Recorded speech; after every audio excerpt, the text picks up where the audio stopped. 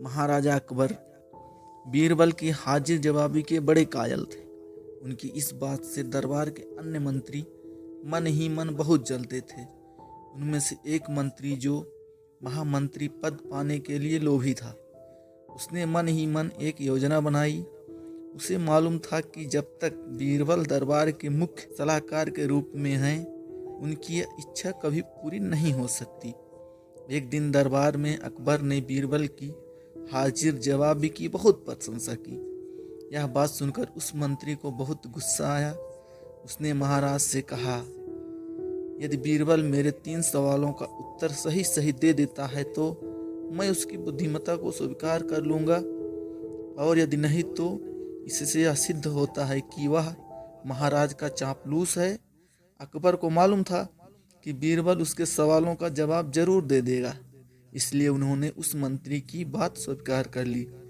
उस मंत्री के 3 सवाल थे।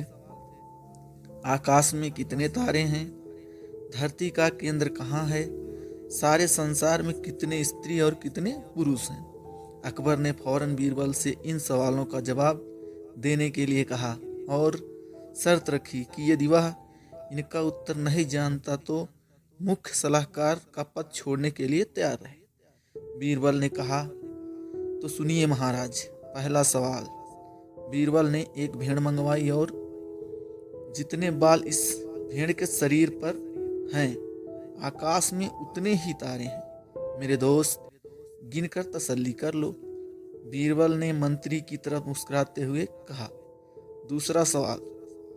बीरबल ने जमीन पर कुछ लकीरें खींची और कुछ हिसाब लगाया। फिर एक लोहे की छड़ मंगवाई गई और उसे एक जगह गाड़ दिया। और बीरबल ने कहा, महाराज, बिल्कुल सही, इसी जगह धरती का केंद्र है, चाहे तो आप स्वयं जांच लें। महाराज बोले, ठीक है, अब तीसरे सवाल के बारे में कहो। अब महाराज, तीसरे सवाल का जवाब बड़ा ही मुश्किल है, क्योंकि इस दुनिया में कुछ लोग ऐसे हैं जो ना तो स्त्री की श्रेणी में आते हैं और ना ही पुरुषों की श्रेणी में। उनमें से कुछ लोग तो हमारे दरबार में ही उपस्थित हैं, जैसे कि ये मंत्री जी।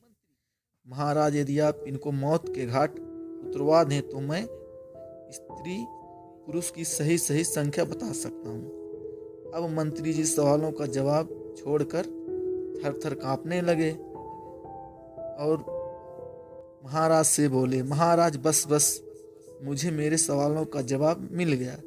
मैं बीरबल की बुद्धिमानी को मान गया हूँ। महाराज हमेशा की तरह बीरबल की तरफ पीठ करके हंसने लगे और इसी बीच